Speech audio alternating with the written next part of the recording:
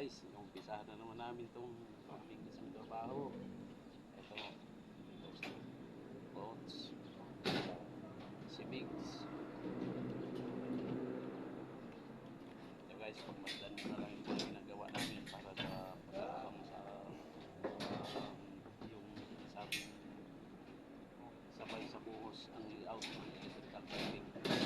Guys, tapos na namin guys yung ginawa namin.